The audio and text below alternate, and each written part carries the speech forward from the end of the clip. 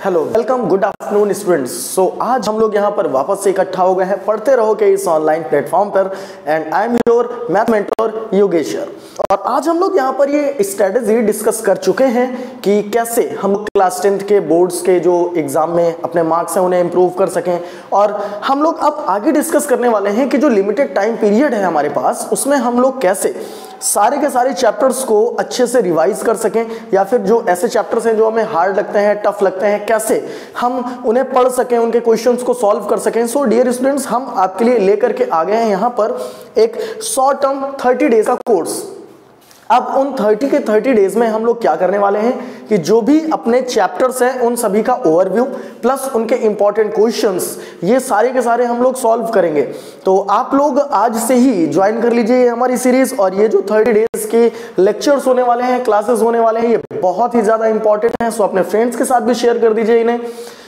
तो आज हम लोग अगर सिलेबस को डिस्कस करें तो सिलेबस को डिस्कस करते हुए हम ये पता करेंगे कि हमारे पास सबसे ज्यादा पोर्शन कहां से आता है। तो ज्योमेट्री का पोर्शन है, मैंने आपको बताया था, कोऑर्डिनेट ज्योमेट्री है, उसके बाद ट्रिग्नोमेट्री है। तो ट्रिग्नोमेट्री की अगर हम लोग बात करते हैं तो जो ट्रिग्नोमेट्री का वेटेज है वो है हमारे पास 12 to 15 मार्क्स का। देखिए, ट्रिग्नोमेट्री का जो वेटेज है वो है 12 to 15 मार्क्स का। और ट्रिग्नोमेट्री एक ऐसा टॉपिक है जो आपको आगे भी काम आने वाला है। तो ट्रिग्नोमेट्री पढ़ने से पहले आप उसके फंडामेंटल्स जान लीजिए, और उसके बाद जब आप उसके क्वेश्चंस करेंगे ना तो आपको भी मजा आएगा, फन आएगा। तो अगर आपको पढ़ाई करनी ही है तो क्यों ना मजेदार तरीके से की जाए। तो आइए दोस्तों चलते हैं हम लोग आज ट्रिग्नोमेट्री 12 to 15 मार्क्स का ये जो हमारे पास वेटेज है, इसमें से हमें पूरे के पूरे मार्क्स लाने हैं। और पूरे मार्क्स लाने के लिए हमें पढ़ने होंगे उसके fundamentals and then after questions. तो चलिए स्टार्ट करते हैं आज अपना ट्रिग्नोमेट्री का ओवरव्यू। सो स्टूडेंट्स, ट्रिग्नोमेट्री में सबसे पहले आपको ये जानना होगा कि इसमें कितने फंक्शंस होते हैं। ये सारी की सारी बेसिक सी चीजें हैं और आपको ये आती हैं क्योंकि आप क्लास 10th के लगभग फिनिशिंग लाइन की तरफ बढ़ रहे हैं आप। तो आपको ये सारी की सारी चीजें पता है कि sine theta, cos theta, tan theta, cot theta, sec theta and cosec theta क्या होते हैं। और हम लोग आगे चले तो सबसे पहले हम लोगों को पढ़ना है एक प्यारा सा फॉर्मूला है, पाकिस्तान भूखा प्यासा, हिंदुस्तान हरा भरा। इसका मतलब क्या है?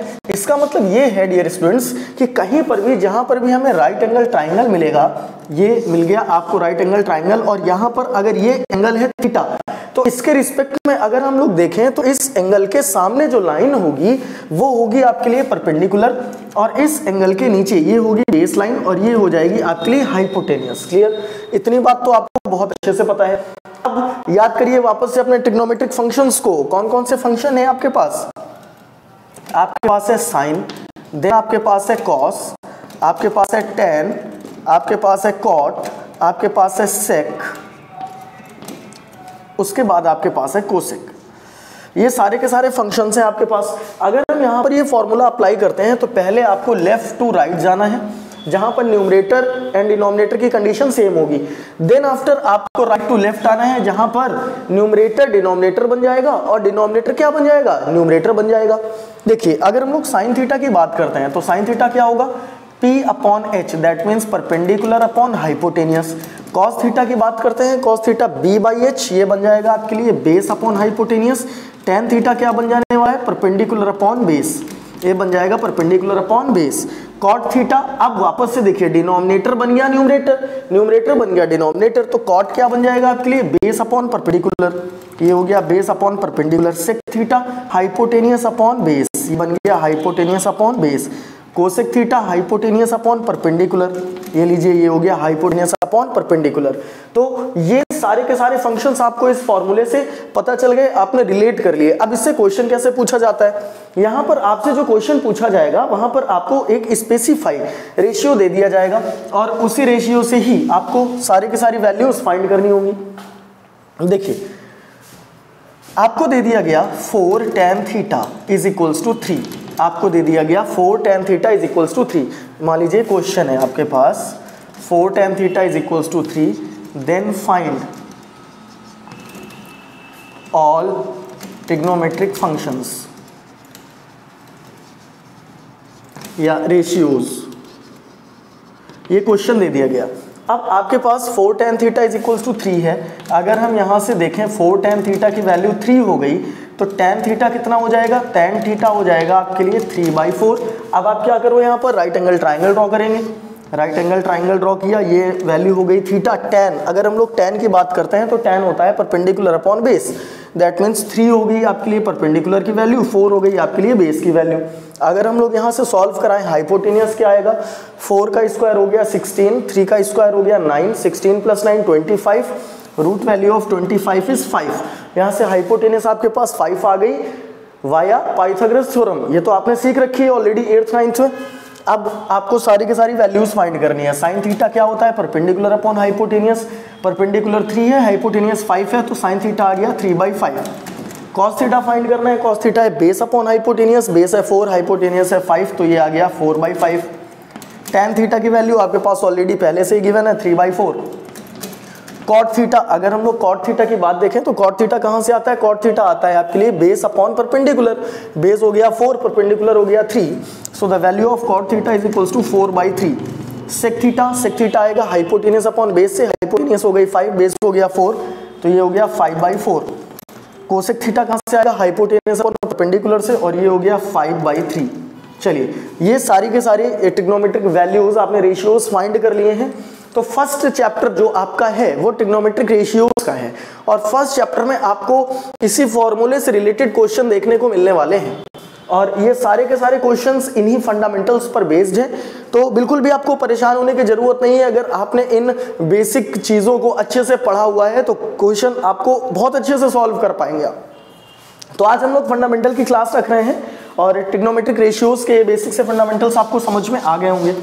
उसके बाद अगर हम लोग बात करते हैं तो हमें पढ़ना है some trigonometric ratios of some complementary angles. अब कॉम्प्लीमेंट्री एंगल्स के लिए आपको जानना होगा कि क्वाड्रेंट क्या होते हैं और कॉम्प्लीमेंट्री एंगल्स कैसे फॉर्म होते हैं। अगर हम लोग बात करें क्वाड्रेंट की, देखिए आपकी जो अप्लाइड ट्रिग्नोमेट्री है वो डिवाइड होती है इन 4 क्वाड्रेंट्स में। आपको पता है कि ये होता है आपके लिए फर्स्ट क्वाड्रेंट, ये होता है आपके लिए सेकंड क्वाड्रेंट, ये होता है आपके लिए थर्ड क्वाड्रेंट, एंड ये होता है आपके लिए फोर्थ क्वाड्रेंट। और इसका जो फॉर्मूला है वो फॉर्मूला बड़ा ही मज़ेदार है। अर्जुन सिंह टिकट कलेक्टर या ASTC, या आप कोई भी अपना फॉर्मूला फॉर्म कर सकते हैं। तो यहाँ पर हम लिख लेते हैं ASTC, ये आपने लिख लिया ASTC। अब इसका मतलब क्या है, इसका मतलब होता है, देखिए फर्स्ट क्वाड्रेंट कहाँ एग्जिस्ट करता है, सबसे पहले तो ये जान लीजिए। फर्स्ट क्वाड्रेंट एग्जिस्ट करता है 0 degree to 90, 0 to 90 degree. Second quadrant कहाँ एग्जिस्ट करता है, 90 के बाद 180 से पहले, तो ये एग्जिस्ट करेगा 90 to 180 डिग्री। थर्ड क्वाड्रेंट कहाँ एग्जिस्ट करता है, आफ्टर 180 एंड 270, तो ये हो गया बिटवीन 180 एंड 270। फोर्थ क्वाड्रेंट कहाँ एग्जिस्ट करेगा, 270 to 360। ये बात आपको समझ में आ गई। अब फर्स्ट क्वाड्रेंट में लिखा हुआ है ए का मतलब है ऑल पॉजिटिव, ए का मतलब हो गया ऑल पॉजिटिव। ए का मतलब हो गया कि यहाँ पर अगर कोई भी ट्रिग्नोमेट्रिक फंक्शन आता है तो वो सारे के सारे कौन से साइन में होंगे, पॉजिटिव होंगे। सेकेंड क्वाड्रेंट में अगर आप देखें तो लिखा हुआ है एस का मतलब है कि यहाँ पर साइन एंड कोसेक, ये दोनों ऐसे हैं जो पॉजिटिव होंगे। बाकी कोई भी ट्रिग्नोमेट्रिक फंक्शन आएगा तो वो कैसा होगा, निगेटिव हो जाएगा। साइन के साथ कोसेक क्यों लिया गया है, साइन के साथ कोसेक इसलिए लिया गया है क्योंकि ये दोनों एक दूसरे के इनवर्सली प्रोपोर्शनल या रेसिप्रोकल होते हैं। साइन को 1 कोसेक या कोसेक को 1 साइन भी लिखा जा सकता है। तो सेकंड क्वाड्रेंट में साइन हो या कोसेक हो, ये दोनों के दोनों कैसे होंगे, पॉजिटिव होंगे। इसके अलावा कोई भी ट्रिग्नोमेट्रिक रेशियो आएगा तो वो कैसा हो जाएगा, निगेटिव हो जाएगा। चलिए थर्ड कंडीशन की बात करते हैं थर्ड क्वाड्रेंट में। तो थर्ड क्वाड्रेंट में आपको लिखा मिल रहा है टी। अब टी लिखा मिल रहा है, टी फॉर क्या होता है, tan। तो याद रखेंगे कि यहाँ पर अगर tan आएगा या cot आएगा तो इनका साइन कैसा होगा, पॉजिटिव, और इनके अलावा कोई भी ट्रिग्नोमेट्रिक फंक्शन या रेशियो आएगा तो उसका साइन कैसा हो जाने वाला है, निगेटिव हो जाने वाला है। अब आ जाते हैं फोर्थ क्वाड्रेंट में, और फोर्थ क्वाड्रेंट में आपको डियर स्टूडेंट्स दिखाई दे रहा होगा, लिखा हुआ है सी फॉर कॉस। और कॉस का अगर हम लोग रेसिप्रोकल देखें तो कॉस का रेसिप्रोकल होता है सेक। तो यहाँ पर कॉस की वैल्यू या फिर सेक की वैल्यू ये कैसी हो जाएंगी, पॉजिटिव, और इनके अलावा कोई भी अगर ट्रिग्नोमेट्रिक रेशियो या फंक्शन आता है तो उसका साइन कैसा होगा, निगेटिव हो जाएगा। अब आप हैं क्लास 10th में, और अगर हम लोग क्लास 10th की बात करते हैं तो क्लास 10th में कॉम्प्लीमेंट्री एंगल्स का चैप्टर अब रिड्यूस हो गया है, यानी आपको इसके क्वेश्चंस में बहुत ज्यादा ध्यान नहीं देना है, लेकिन फिर भी आपको ये पढ़ना चाहिए। इसलिए आपको बेसिक से फंडामेंटल्स बताए जा रहे हैं ताकि अगर बाय चांस क्वेश्चन आ जाता है तो आप उसे सॉल्व कर सकें। और क्लास 10th के कोर्स में अगर हम लोग बात करें तो सिर्फ और सिर्फ आपको पढ़ना है first quadrant, and first quadrant की कंडीशन आपके सामने लिखी हुई है ए फॉर ऑल पॉजिटिव। अब आ जाते हैं इसके फॉर्मूले में। देखिए ऑल पॉजिटिव इसका मतलब है सारे के सारे पॉजिटिव होंगे, बिटवीन 0 to 90 इसका मतलब है कि कोई भी एंगल 90 डिग्री से बड़ा नहीं होगा, और 90 डिग्री से बड़ा नहीं होगा इसी का मतलब है कि कॉम्प्लीमेंट्री एंगल्स क्या होते हैं, ऐसे टू एंगल्स जिनका सम 90 डिग्री होता है।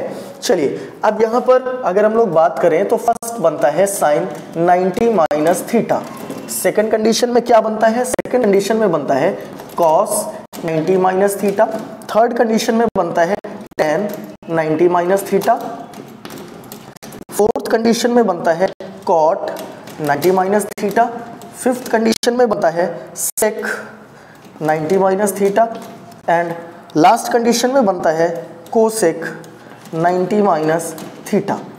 देखिए साइन 90 माइनस थीटा की वैल्यू अगर हम लोग देखें तो ये वैल्यू क्या हो जाएगी cos थीटा, यानी यहाँ पर आपका ट्रिग्नोमेट्रिक रेशियो चेंज हो रहा है, साइन कन्वर्ट होता है cos में, cos कन्वर्ट होता है साइन में, tan कन्वर्ट होता है cot में, cot कन्वर्ट होता है tan में, sec कन्वर्ट होता है cosec में, एंड cosec कन्वर्ट होता है sec में।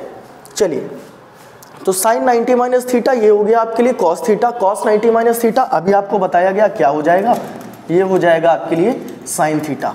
tan 90 माइनस थीटा क्या होगा, tan 90 माइनस थीटा हो जाएगा आपके लिए cot theta, cot 90 minus theta क्या होगा, cot 90 माइनस थीटा आपके लिए हो जाएगा tan theta, sec 90 minus theta क्या होगा, sec 90 माइनस थीटा आपके लिए हो जाएगा cosec theta, and cosec 90 minus theta आपके लिए क्या होगा, ये हो जाएगा आपके लिए sec थीटा। ये सारे के सारे फॉर्मूले, ये सारी की सारी वैल्यूज आपके लिए आती हैं trigonometric ratios of some complementary angles में। सो बिल्कुल भी देखिए आपको परेशान नहीं होना है, सारी की सारी चीजें one by one step by step सिर्फ और सिर्फ आपको समझते चलना है। और अगर आपको पढ़ने में इंटरेस्ट आ रहा है, मजा आ रही है, फन आ रहा है, तो इस वीडियो को ज्यादा से ज्यादा शेयर करिए अपने फ्रेंड्स के साथ, क्योंकि आपका प्यार ही हमें आपके लिए कुछ करने का मोटिवेशन देता है। और अगर आप हमारे चैनल पर नए हैं तो इस चैनल को सब्सक्राइब कीजिए और बेल आइकन को प्रेस करना तो बिल्कुल भी मत भूलिएगा। तो चलिए यहां से आपने सीख लिए हैं कॉम्प्लीमेंट्री एंगल्स के रेशियोज, और अब हम लोग बात करने वाले हैं इसके नेक्स्ट चैप्टर जो कि है हमारे लिए ट्रिग्नोमेट्रिक आइडेंटिटीज। देखिए ट्रिग्नोमेट्रिक आइडेंटिटीज को पढ़ने से पहले आपको ये पता होना चाहिए कि हम लोग कैसे ट्रिग्नोमेट्रिक आइडेंटिटीज में जो रेशियोज गिवन होते हैं उन्हें स्प्लिट करते हैं, फिर कैसे उनमें आइडेंटिटीज फॉर्म करते हैं और कैसे हम उन्हें सॉल्व करते हैं। ये सारी की सारी चीजें जब आपको अच्छे से पता होंगी तभी आप ट्रिग्नोमेट्रिक आइडेंटिटीज के क्वेश्चंस को right to left, left to right घुमाएंगे और सॉल्व कर पाएंगे। तो चलिए यहां पर आपके पास आपने देखा कि फंक्शंस होते हैं 6। जब आइडेंटिटीज का क्वेश्चन आपके पास आएगा उसमें आपको tan भी गिवन होगा, cot गिवन होगा, sec होगा, cosec होगा। अगर डायरेक्टली कोई आइडेंटिटी फॉलो हो रही है या अप्लाई हो रही है तब तो आपको अप्लाई करनी है, लेकिन अगर कोई आइडेंटिटी डायरेक्टली अप्लाई नहीं हो रही है तो वहां पर आपको उन सारे के सारे ट्रिग्नोमेट्रिक फंक्शंस को स्प्लिट करना होगा इन the terms of sine and cos. कैसे स्प्लिट करेंगे तो उसके लिए आपको याद रखना चाहिए, देखिए अगर साइन गिवन है तब तो कोई प्रॉब्लम ही नहीं है। अगर आपके पास सेक थीटा गिवन है तो सेक थीटा को आप क्या लिख सकते हैं, 1/cos थीटा लिख सकते हैं। अगर आपके पास कोसेक थीटा गिवन है तो कोसेक थीटा को आप क्या लिख सकते हैं, 1/sin थीटा लिख सकते हैं। अगर आपके पास tan थीटा गिवन है तो tan थीटा को आप क्या लिख सकते हैं, tan थीटा को आप sin theta upon cos theta लिख सकते हैं। इसके अलावा अगर आपके पास cot थीटा गिवन है तो इसे आप cos theta upon sin theta लिख सकते हैं। अब आपने यहाँ पर देखा कि sec आए, cosec आए, tan आए या फिर cot आए, कुछ भी आए क्वेश्चन में तो उसे हम किस में स्प्लिट कर सकते हैं, cos sin cos sin cos sin, यानी sin एंड cos के टर्म में उसे स्प्लिट किया जा सकता है। तो ये तो हो गई हमारी बेसिक सी कंडीशन कि हम इन्हें स्प्लिट कर सकते हैं। इसके अलावा यहाँ पर ट्रिग्नोमेट्रिक आइडेंटिटीज में आपको कुछ आइडेंटिटीज पढ़नी है और जो मेजर हैं वो 3 हैं। कौन कौन सी, आइए जान लेते हैं कि कौन सी हैं वो 3। अच्छा, इसके अलावा देखिए, अगर कहीं पर आपको वाइस वर्सा जरूरत पड़ती है कॉस को स्प्लिट करने की, तो यहीं पर आप कॉस को भी तो लिख सकते हैं 1/sec थीटा, या फिर ऐसे ही अगर वाइस वर्सा जरूरत पड़ती है साइन थीटा को स्प्लिट करने की, तो आप क्या लिख सकते हैं, साइन थीटा को 1/cosec थीटा। ये सारी की सारी चीज़ें तो अप्लाई कर ही लेंगे कि साइन अपॉन कॉस को tan बनाने की ज़रूरत है, तो आपने tan बना लिया। अब आ जाते हैं हम लोग आइडेंटिटीज़ की तरफ। चलिए चलते हैं, हमारी जो 3 मेजर आइडेंटिटीज़ हैं वो क्या हैं और कैसे हमें उन्हें पढ़ना है या स्प्लिट करना है। देखिए, अगर हम लोग फर्स्ट आइडेंटिटी की बात करते हैं तो हमारे लिए जो फर्स्ट आइडेंटिटी है वो है साइन स्क्वायर थीटा। इतना ऊपर दिखाई दे रहा है, इतना ऊपर दिख रहा है, sine square theta plus cos square theta is equals to 1। अगर हम इसके डिराइवेटिव्स की बात करें तो इसके डिराइवेटिव्स में अगर आपको ज़रूरत पड़ती है सिर्फ साइन स्क्वायर थीटा की वैल्यू की, तो देखिए साइन स्क्वायर थीटा की वैल्यू क्या हो जाएगी आपके लिए, 1 - कॉस स्क्वायर थीटा। सेम ऐसे ही अगर आपको ज़रूरत पड़ती है कॉस स्क्वायर थीटा की, तो ये हो जाएगा 1 - साइन स्क्वायर थीटा। ये हो गई आपके लिए फर्स्ट आइडेंटिटी। इसी तरीके से अगर हम लोग सेकंड आइडेंटिटी की बात करते हैं तो सेकंड आइडेंटिटी आपके लिए क्या हो जाएगी, सेकंड आइडेंटिटी आपके लिए हो जाएगी sec square theta minus tan square theta is equals to 1। Sec square theta minus tan square theta is equals to 1 हो गया। अगर हमें कहीं पर सेक स्क्वायर थीटा की वैल्यू को in the terms of tan place करना हो तो आप क्या कराएंगे, सेक स्क्वायर थीटा की वैल्यू अगर यहाँ से हम फाइंड करते हैं तो इसकी डिराइवेटिव बन गई 1 + tan स्क्वायर थीटा।